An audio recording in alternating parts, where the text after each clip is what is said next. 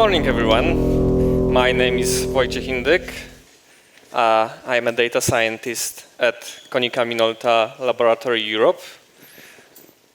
And today, I will tell you a story, how to quickly prototype machine learning system. And this story, based on a predictive maintenance of multifunctional printers at Konica Minolta. So, Konica Minolta Research Laboratory is placed in Brno, in Czech Republic, and we are working on topics of Internet of Things, advanced UI, computer vision, and artificial intelligence. Here is our websites. You can learn more about projects we have and we are working now currently. So, here is the comic that now can be a little crazy for you, but my motivation for this talk is to show you that maybe it's not that insane like it looks like at the beginning. So, a machine learning project usually is consisted with 80% of time for extracting data, transformation, and load this data to be able to fit the models and create some response. Only 20% of time is spent on modeling and optimizing of parameters of that machine learning systems. And this process of extraction, transformation, and modeling is repetitive during the projects. So it needs to be quick. You need to be able to handle this process, to be able to repeat some of work you have done before. The other aspect is, if you are introducing machine learning and data science in your company, you will probably a very short time have a long queue of questions. Hey, maybe you could also use my data and use it for some new things to predict valuable things for me. So you, in very short time, get a long queue of questions and list of a new projects that is pushing you to create something new. So usually you need to prototype very quickly and be able to handle all of this expectation you have. So I hope listening our experience on prototyping, we can make your work a little bit easier when you start to make some projects. So this is a way to show you the general principles of prototyping, but the background and the context of this is our real project, the predictive maintenance project we have worked in Konica Minolta. So I have the first answer, the first question for you. Who of you already worked on a machine learning project? Please, hands up. Okay, that's several people. Good, good. I hope you can find the similar things in my presentation of your projects, and for that you have never worked on that project, you will know what kind of traps you can find in this kind of work. So, what is about this project in Konica Minolta? We have multiple printers across the world. It's hundreds of thousands of devices that are sending signals about its work to our servers, and we ingest all that data and prepare it, and when something wrong is happening, these data are going to the customer care engine, and the customer care engine could enable a signal for a customer, for the call center that is calling for a technician person and say that something is wrong with this machine, and the technician person says, okay, I need to collect some of parts to repair or just replace in that device, and that person go on site and repair this machine. And the need here is to know about a failure of this machine ahead this failure is happening. For example, 1 week before, to be able to send a technician person to repair this machine and keep this one machine going up all the time. So what we can do? When we collect all of this data, we can just get data from the feed and create another system that is able to provide a response to the customer care engine, and then the customer care engine can enable a signal that this machine is probably will be broken in next 1 week. So in this kind of architecture, we have free hands to select our best technology we can use for these projects because this system is quite independent. For the predictive maintenance project at Konica Minolta, we also had pretty short time for a proof of concept, so we also need to take into account that we don't have infinite time for deliver something interesting. And also, what we knew at the beginning is the target function. The answer we need to provide is very crucial, because do we need to provide an information that a machine will be broken, or do we need to provide an information that this particular part will be broken? Or maybe it is enough to provide an information this group of parts in this machine will be broken, and then technician could repair that. So this was not defined at the very beginning, and we need to learn what is actually important here and what is enough to be useful in a real business perspective. So the second question, who feels that it looks like your analytical environment when you try to find something or learn something or start to dig into some new interesting things? Please, hands up.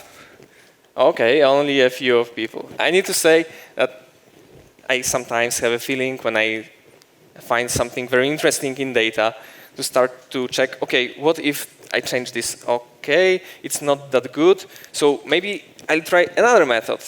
And then I realize, okay, but I need to do a very simple thing and start to branching it very, very wide. So to prevent that situation, we decided at the very beginning of the project to set up few principles that help us to be very, very consistent and be able to show something in a very short time.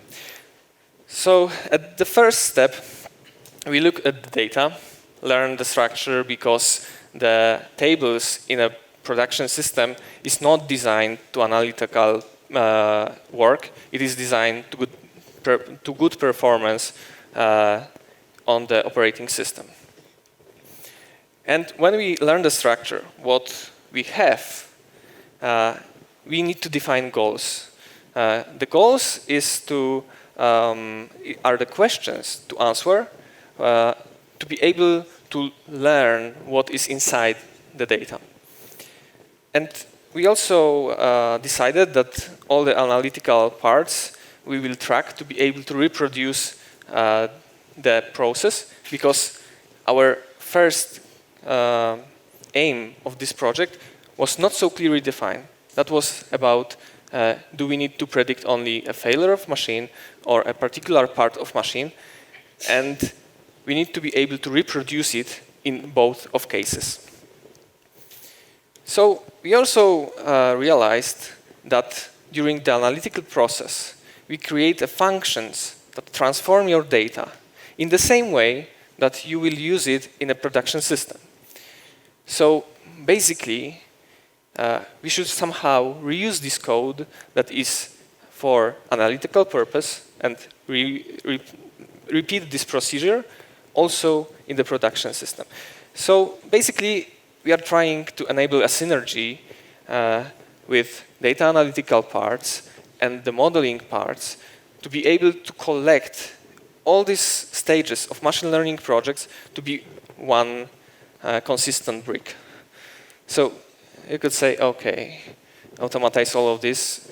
So you have not that much time, and maybe it's not the good point to stuck into coding or stuck into preparing things to be able to reproduce. So what to use? Basically, you can select some tools that you are able to drag and drop things and click, but it is harder to reproduce than using the code. So, like in in development of application, we use code, and in addition, we use notebook environments to be able to easily operate on analytical part of data transformations. So we wanted to select our weapons. We wanted to be really good equipped. We chose R. R is a very powerful language for mathematical transformation. It has over 8,000 of packages of different transformations. The main packages we have used is data table.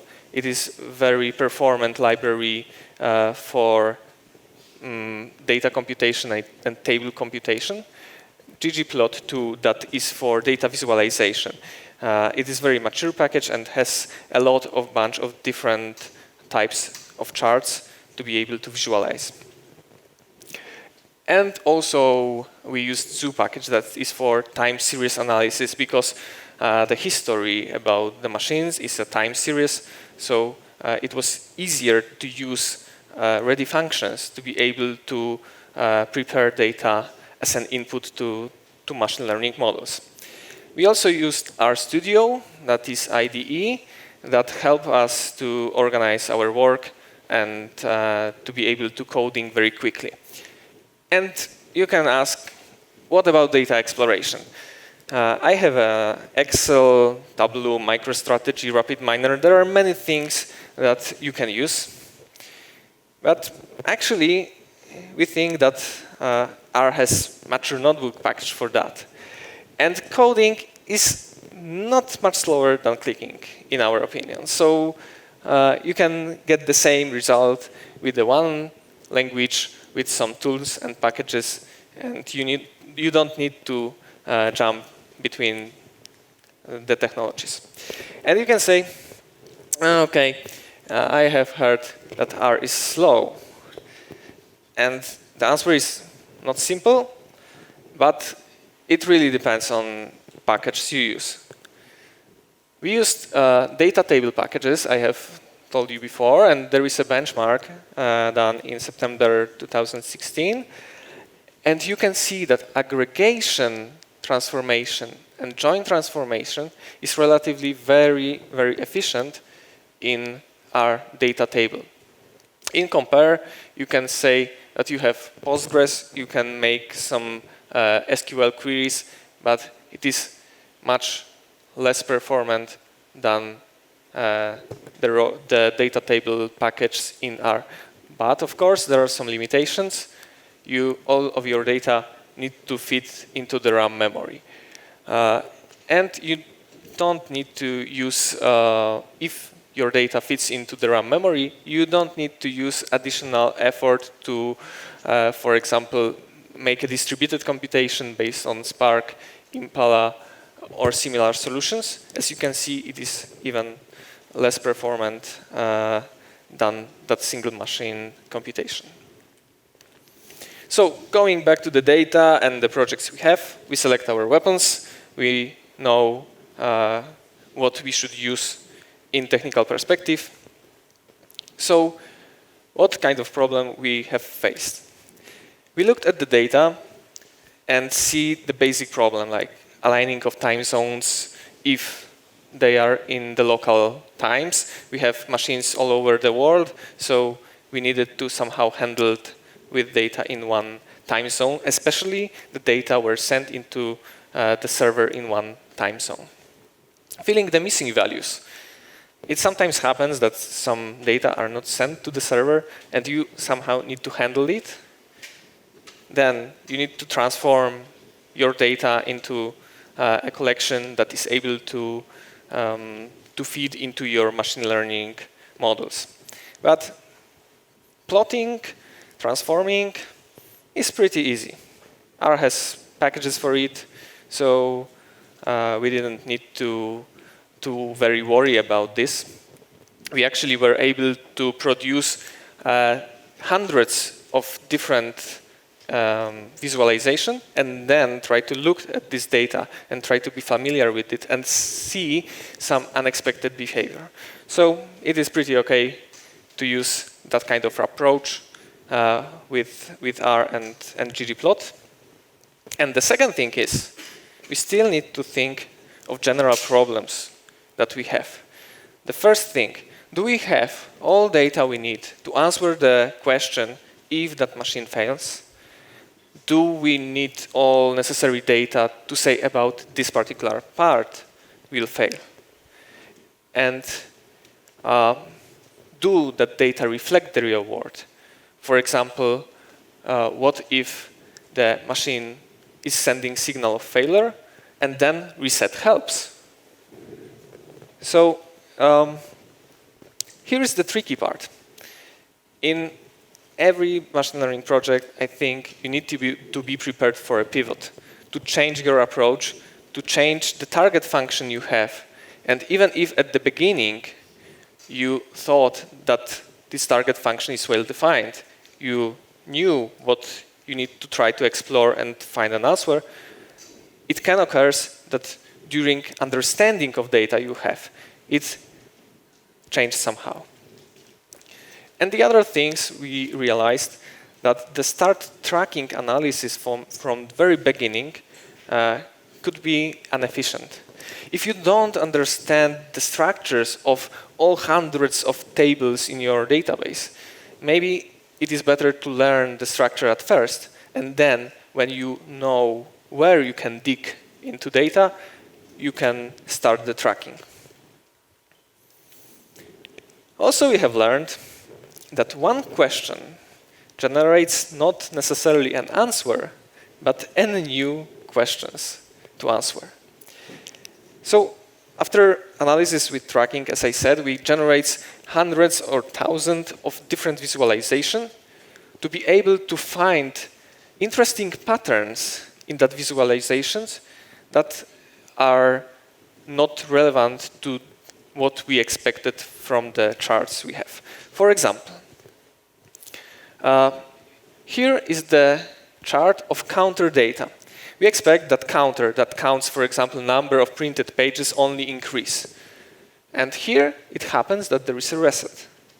And what is that? Why we have that drop down of data?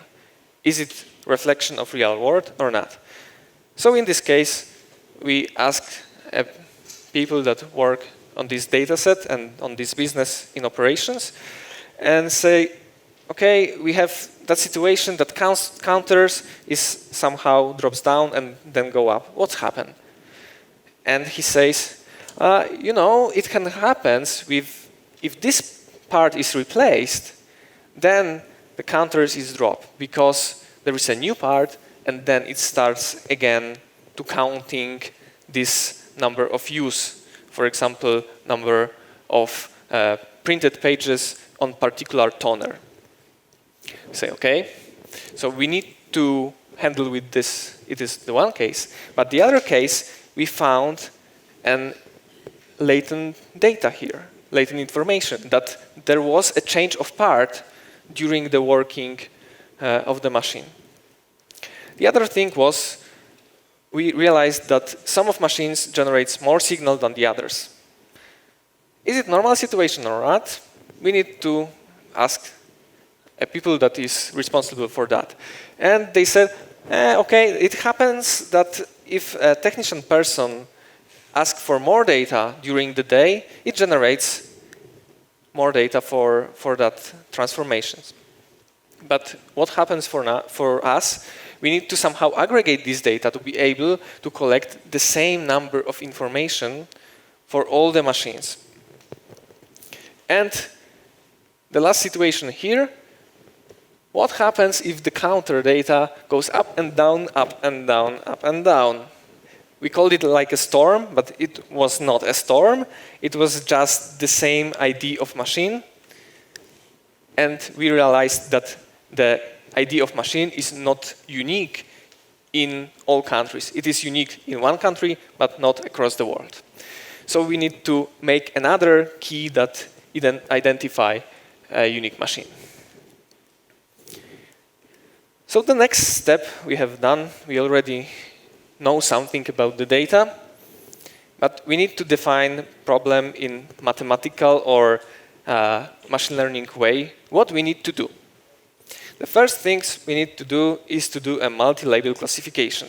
That means we need to say not only if a machine will fail, but also a type of failure.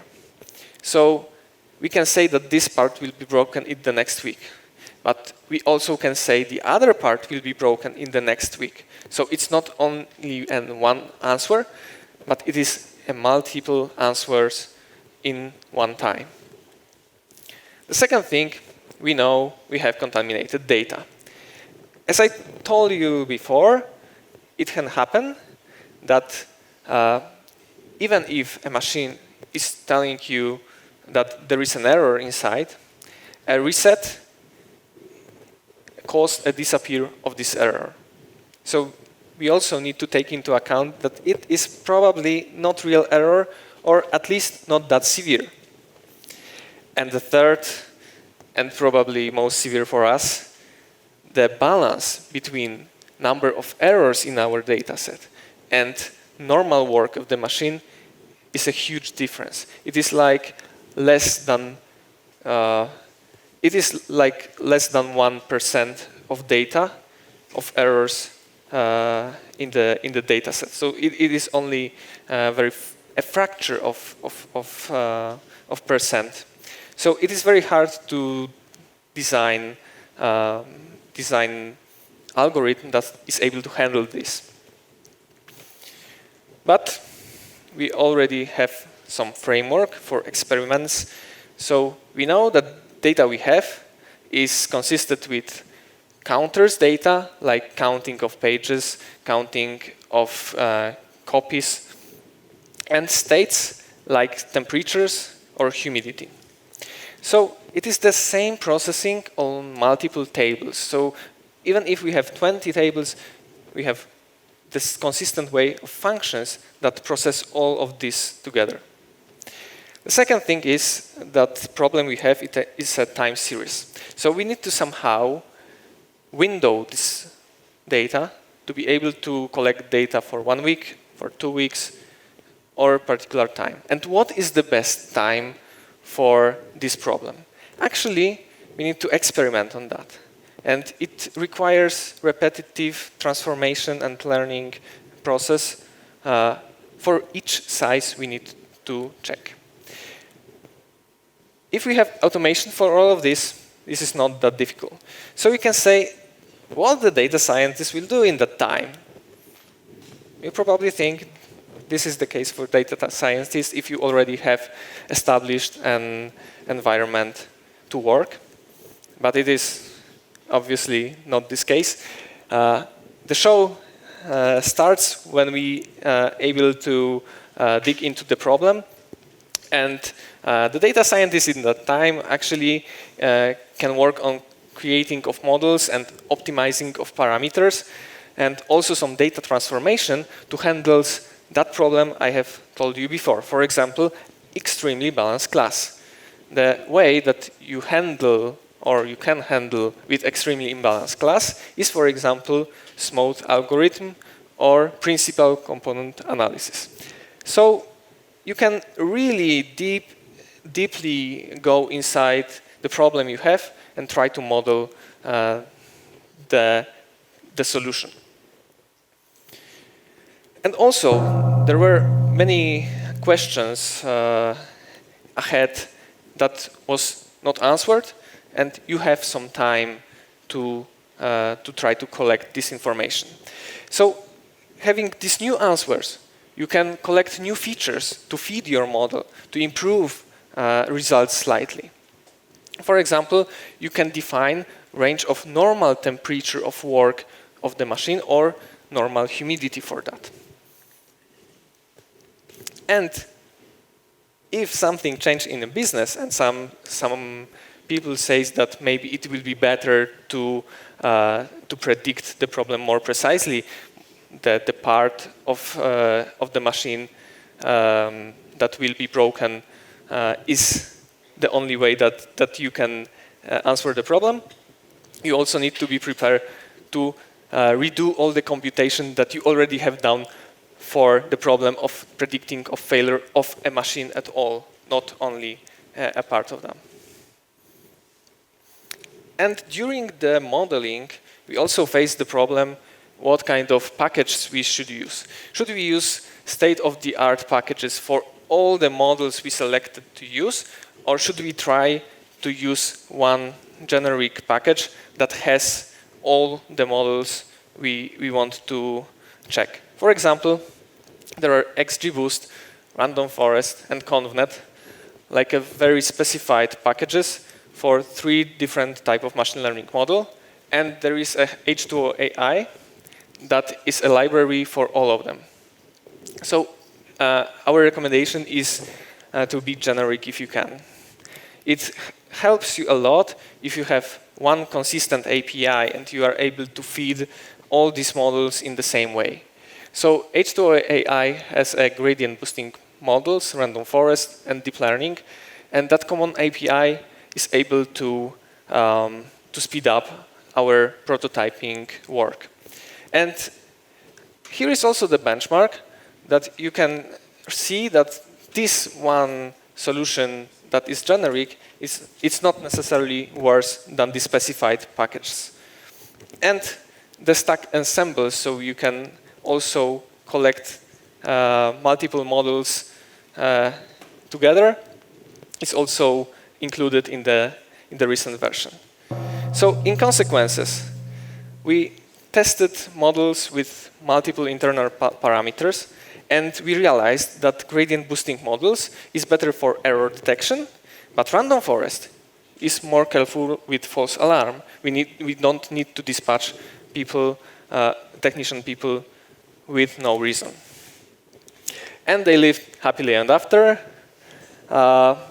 We were able to prepare some prototype in very short time, and we were able to use it in robust dynamic environment. So these principles we state at the very beginning, it worked in our case. So in conclusion, data analytics is a part of machine learning projects. So you don't need to split these 2 parts, and it is maybe better to use one consistent environment for that. And notebook is not a buzzword actually, and it helps with automation of your work and design a way that you need to analyze your data. And actually R can be core of machine learning system. It is able to pre-process data, training, and application of model, even save the results to the database. And of course, sudden change of requirement can turn up your projects upside down. So be prepared for that. And you will continuously meet mutation of a problem you have worked on. If you have next machine learning project, you will probably use similar ways to explore data and to see something. So you don't need to repeat yourself. And every new machine learning project can be pure fun if you don't need to repeat yourself. And that's it. Thank you for your attention.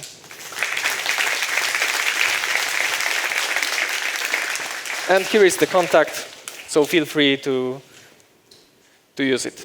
Thank you.